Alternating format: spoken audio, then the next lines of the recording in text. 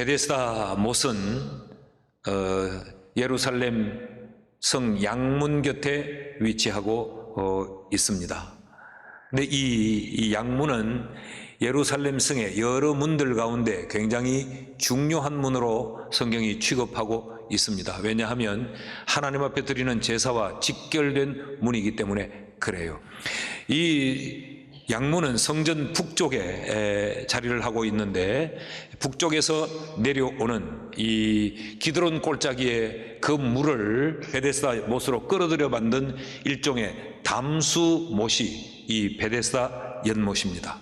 기드론 골짜기를 타고 흐르는 그 강물을 끌어들이고 막아서 사용했기 때문에 베데스다 못의 그 길이가 약 100m 정도 되고 폭이 약 60m, 그리고 그 베데스다 못의 깊이는 약 7m 정도 됩니다. 그러니까 지상에서 그 베데스다 못으로 내려가려면 24개의 계단을 밟고 내려가야 되는 이런 구조, 이런 크기의 못이 바로 요한복음 5장에 나오는 베데스다 못입니다. 그곳에 많은 병자들이 모여 있었습니다. 이 병자들이 그곳에 행각을 세우고 행각에 기거했습니다. 행각은 오늘날 우리의 정자와 같은 곳, 일종의 텐트와 같은 것입니다. 그 못을 중심으로 해서 못가에 여러 행각들을 세워두고 그곳에서 비를 피하고 바람을 피하면서 이들은 베데스다 못에서 치료를 받기 위해 모여 있었지요. 3절과 4절 말씀을 보면 그 안에, 그 행각 안에 많은 병자, 맹인, 다리 저는 사람, 혈기 마른 사람들이 누워 물의 움직임을 기다리는, 이는 천사가 가끔 못에 내려와 물을 움직이게 하는데, 물이 움직인 후에는 먼저 들어가는 사람은 어떤 병에 걸렸든지 낫게 되밀어라. 이런 속설, 이런 전해 내려오는 이야기가 있습니다. 그래서 성경이 특별히 이 부분을 괄호, 그것도 대괄호로 묶어 놓았던 거죠. 그 사람들이 모인 이유는 이렇게 전해 내려오는 이야기 때문이다.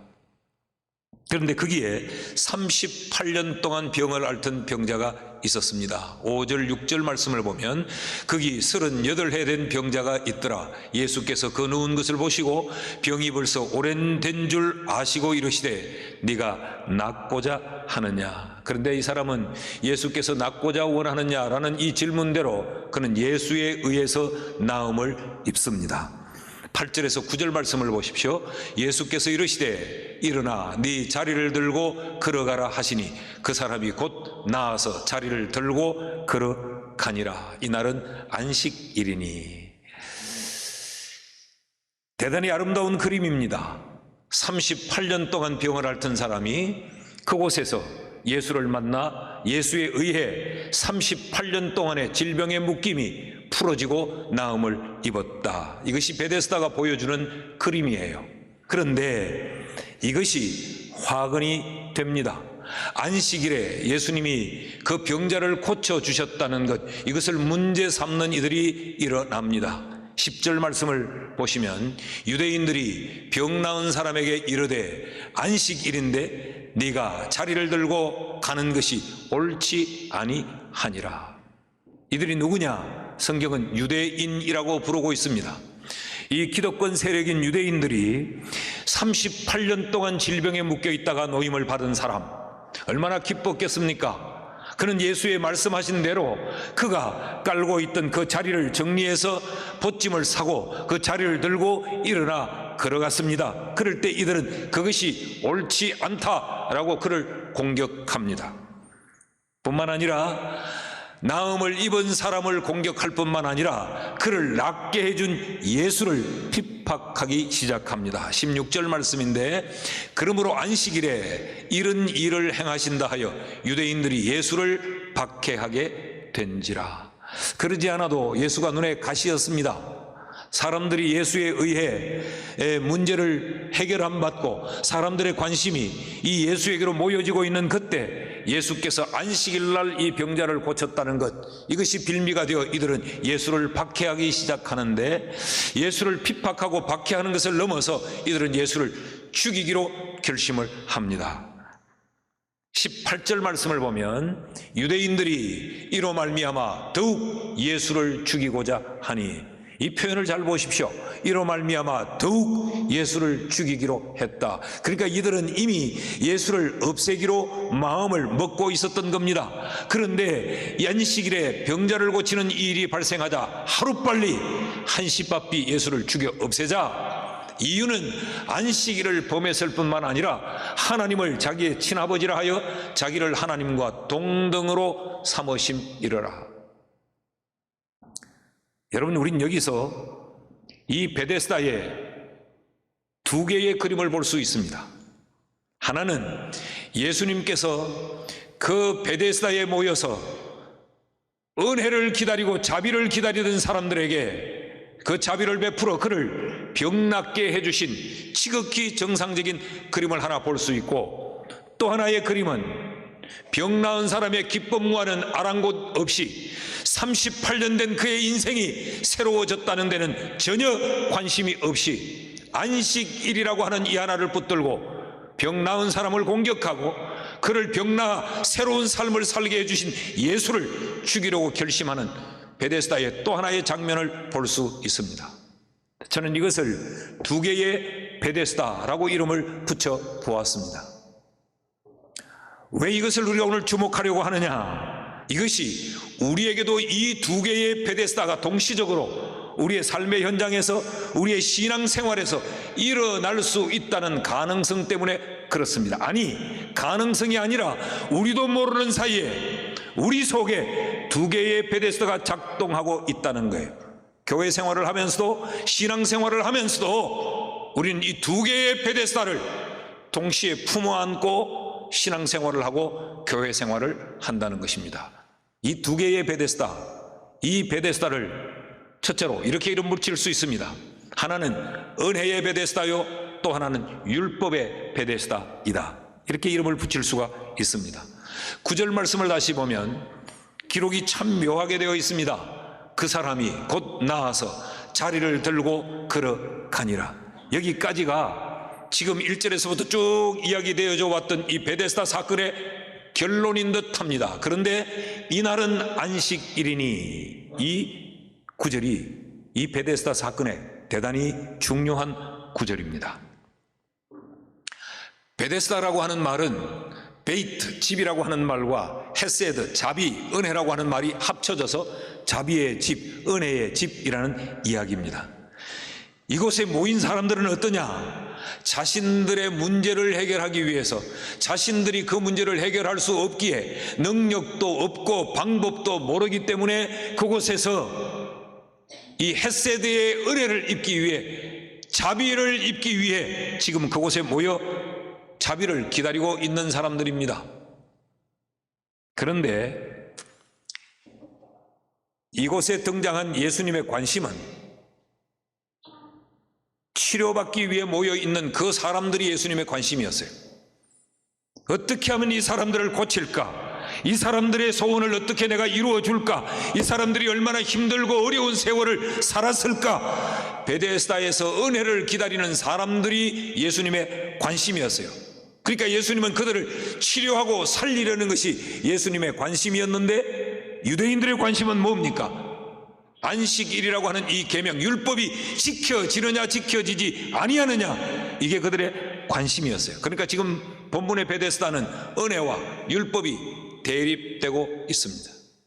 에베소서 2장 8절 말씀을 보면 너희는 그 은혜에 의하여 믿음으로 말미암아 구원을 받았으니, 은혜가 하는 일이 뭐냐? 은혜는 죄로 인하여서 죽었던 자들, 죄로 인하여서 저주에 놓였던 자들, 그들을 그 죽음과 저주에서 풀어 그들을 구원의 자리에 이르게 하는 것, 다시 살리는 것, 이게 은혜예요. 그런데 율법이 하는 일은 뭐냐? 율법이 하는 일은 정죄하는 일을 합니다. 로마서 5장 13절 말씀을 보십시오. 죄가 율법이 있기 전에도 세상에 있었느나 율법이 없었을 때는 죄를 죄로 여기지 아니하였느니라. 그러니까 율법의 기능이 뭐냐? 율법의 기능은 이 율법의 카드를 갖다 대면서 넌 이게 죄야, 또 너는 이것이 죄야, 너는 이름으로 죄인이야, 그래서 사람들을 죄 아래 묶어버리는 것, 이게 바로 율법이에요. 그래서 결국 이 율법은 죄로 말미암아 우리를 어디로 데리고 가느냐? 사망의 자리로 데리고 갑니다. 이유는 죄의 삭시 사망이기 때문에 그렇습니다. 로마서 6장 23절 말씀을 보면 죄의 삭은 사망이요 하나님의 은사는 그리스도 예수 우리 주 안에 있는 영생이니라. 그러니까 율법은 우리를 죄 가운데서 살려내는 것이 아니고 우리로 하여금 죄를 발각하게 만들어서 죽음의 자리로 몰아넣는 것이죠. 그러니까 율법만으로는 우리가 구원에 이룰 수가 없어요. 이 율법의 자리에 반드시 필요한 게 뭐냐? 은혜입니다.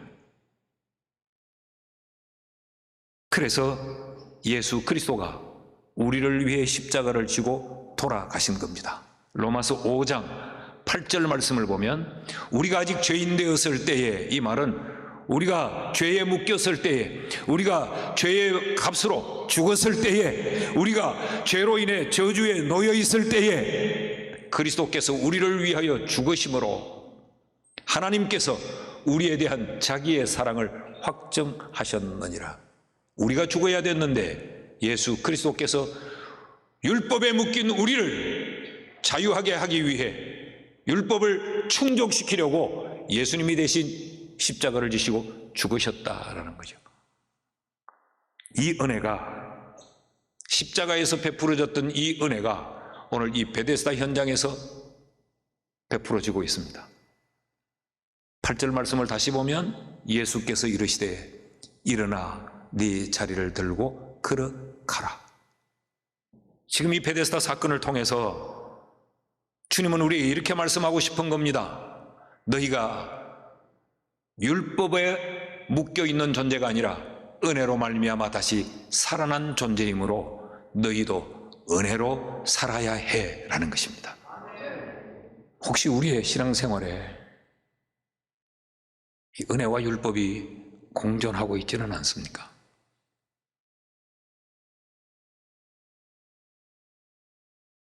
여러분, 우리는 어떻게 살아야 되느냐? 은혜로 살아야 합니다.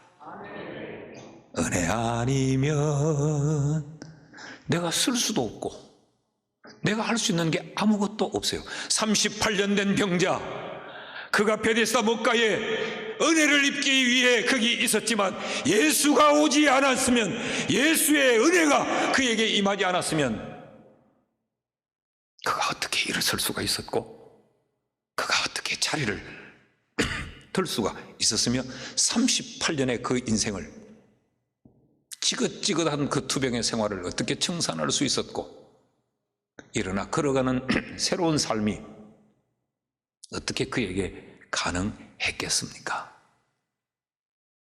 은혜입니다. 은혜. 은혜를 기억하십시오. 그리고 은혜를 구하십시오. 그리고 그 은혜를 힘입어 사십시오. 둘째로, 이 베데스다는 또 다른 모양의 두 개의 베데스다를 볼 수 있습니다. 하나는 운명의 베데스다가 있고 또 하나는 숙명의 베데스다가 있습니다. 베데스다 목가에 모인 많은 병자들에게서 본문은 한 사람 38년 된 병자에게로 초점이 이동됩니다. 여러분, 38이라는 이 숫자는 이 병자의 병이 얼마나 위중한가, 그리고 그 인생이 얼마나 피폐한가를 우리에게 보여주는 숫자죠. 그를 향해서 예수님이 이렇게 질문합니다. 6절 말씀인데, 예수께서 그 누운 것을 보시고 병이 벌써 오랜 줄 아시고 이르시되 네가 낫고자 하느냐. 이 질문이 좀 이상스럽지 않습니까? 예수님이 그가 누운 것을 보셨어요. 그리고 그 병이 오랜 줄 아셨어요. 그러신 주님이 그를 향하여 네가 낫고자 하느냐라고 물으십니다. 지금 이 사람이 어디 있습니까? 낫고 싶어서 베데스다 목가에 와 있습니다. 답이 자명한데 예수님은 그에게 네가 낫고자 하느냐라고 물으세요. 왜 물으셨을까? 이 질문의 의미가 뭘까? 이 병자의 대답을 보면 알 수 있습니다. 7절 말씀을 보면 병자가 대답하되 주여, 물이 움직일 때에 나를 못에 넣어주는 사람이 없어 내가 가는 동안에 다른 사람이 먼저 내려가나이다. 지금 이 사람은 베데스다 목가에 와 있으면서도 완전히 절망 중에 있습니다. 이 물이 만약에 움직인다 할지라도 나를 그 못에 넣어줄 사람이 없다. 그러니까 이 사람 스스로는 그 못에 들어갈 수 없었던 거지요.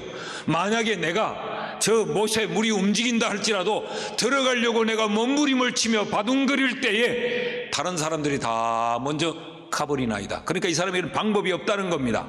그 물이 움직여도 자식이가 먼저 들어갈 능력도 없다는 거예요.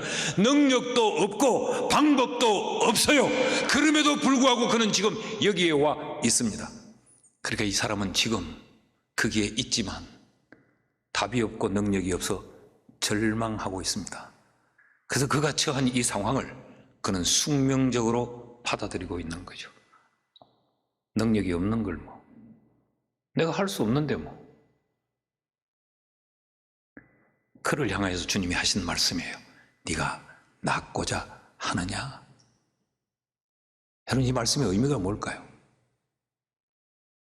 인생을 숙명적 사고를 가지고 살지 말라는 겁니다. 운명적 인생으로 운명의 개척자가 되라는 이야기입니다. 아니, 숙명이 뭐고 운명이 뭔가? 숙명이나 운명이나, 여러분, 이 숙명은 잠잘 숙을 써요. 그러니까 숙명이라고 하는 것은 요지부동, 바뀔 수 없는 것, 이미 결정된 사항을 우리 숙명이라고 말합니다. 근데 운명은 움직일 운, 나를 운을 써요. 운송한다 그러죠. 그러니까 얼마든지 바뀌어질 수 있는 것, 이미 결정되어 정지된 것이 아니라 움직여서 옮겨지고 바꾸어질 수 있는 처지, 그걸 운명이라고 말해요. 지금 38년 된 이 병자는 답이 없다, 바꿀 수가 없다, 사람이 없는데, 내가 못하는데. 예수님은 네가 낫고자 하느냐? 이 말은 바꾸어질 수 있다, 38년의 사슬을 끊을 수 있다라고 하는 의미예요. 이 사건을 통해 주님이 우리에게 던지는 메시지가 이렇습니다.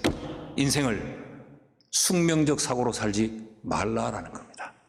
38년이 아니라 어떤 상황에, 어떤 형편에, 어떤 처지에 처해 있다 할지라도, 네게는 방법이 없고 네게는 능력이 없다 할지라도 예수 그리스도의 은혜면 가능하다는. 셋째로, 오늘 이 베데스다에서 우리는 또 다른 형태의 베데스다 또 둘을 볼 수 있어요. 하나는 요행의 베데스다와 하나님의 은혜를 구하며 도전하는 도전의 베데스다를 볼 수 있습니다. 이 베데스다의 사람들, 이들이 지금 치료를 원하여 모여 있죠. 그런데 이들이 기다리는 내용을 다시 한번 주목해 볼 필요가 있습니다.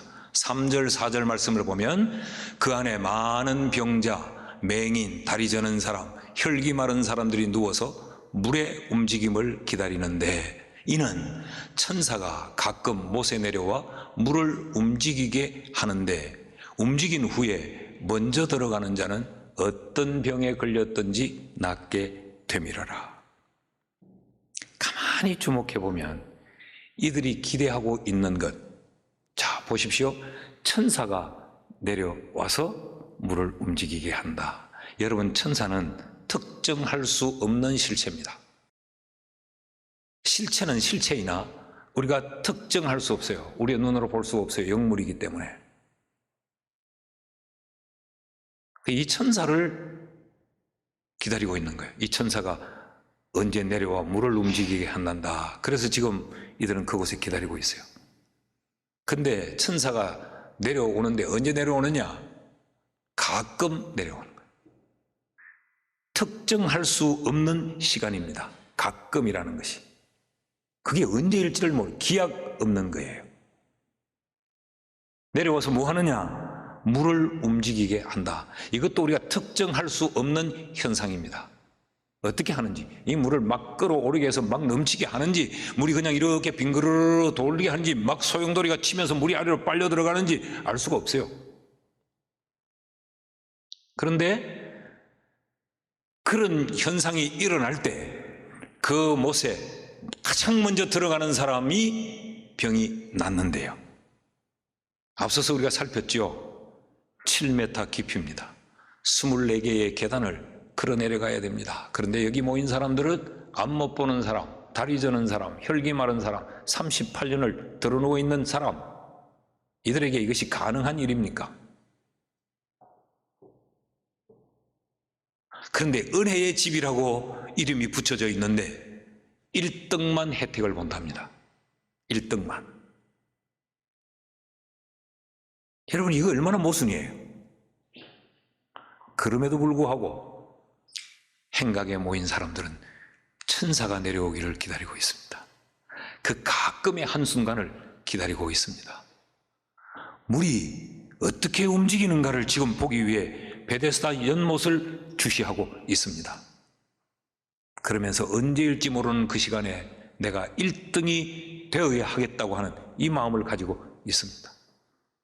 이것은 은혜를 기다리는 것이 아니고 이것은 요행을 바라는 기다림일 뿐입니다.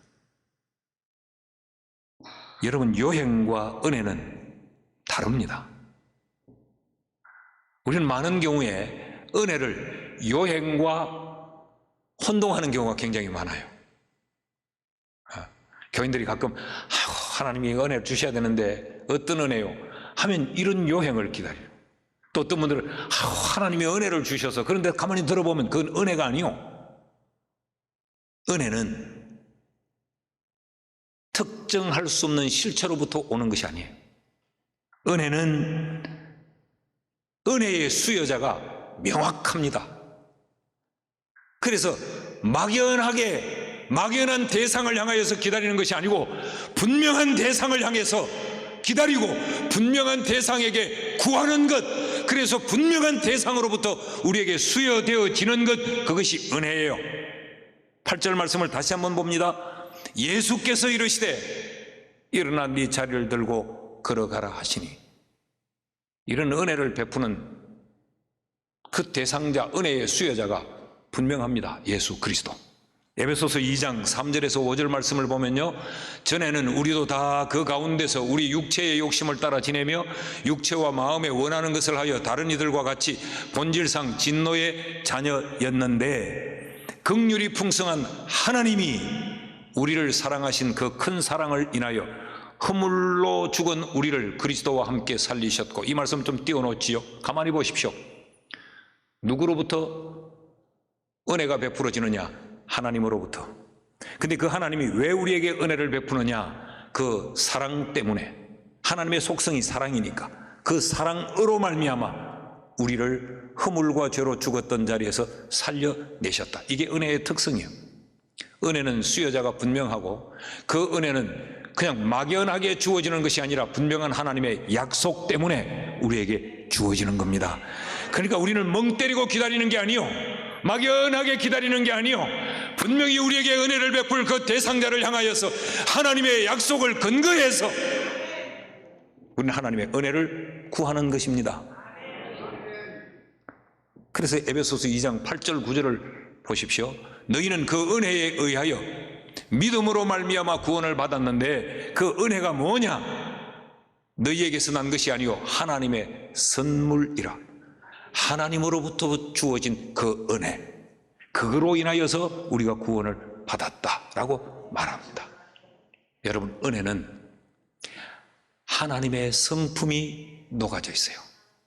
하나님의 주시는 은혜는 불법, 부당, 부정하지 않습니다. 누가복음 5장 32절에 보면 내가 의인을 부르러 온 것이 아니요 죄인을 불러 회개시키러 왔노라. 이것이 예수 그리스도에 오신 목적이죠. 그래서 은혜는 항상 하나님의 그 약속된 것이 전제되어 있고 사랑이신 하나님의 그 사랑의 발동이 은혜 속에는 늘 포함이 되어져 있는 거예요. 따라합시다. 은혜는 요행이 아니다. 그 은혜 속에는 약속된 하나님의 말씀으로 인하여 철저하게 하나님의 뜻이 내포되어져 있습니다. 주님이 베데스다 연못가에서 요행을 기다리는 그들을 향해서 네 자리를 들고 일어나 걸어가라. 이 무슨 말씀입니까? 은혜여야 된다. 너도 포기하지 말고 여기서 요행을 기다리지 말고 예수 그리스도의 은혜를 사모하고 은혜를 덧입어 일어서라는 이야기죠. 여러분, 우리의 인생 요행을 바라면서 살지 맙시다. 율법이 아닌 은혜에 관심을 가질 수 있기를 축복합니다. 숙명이 아닌 운명의 인생을 개척할 수 있기를 축복합니다. 여러분, 요행이 아닌 은혜를 기대어서 은혜에 도전하는 그런 인생으로 우리 모두가 살 수 있기를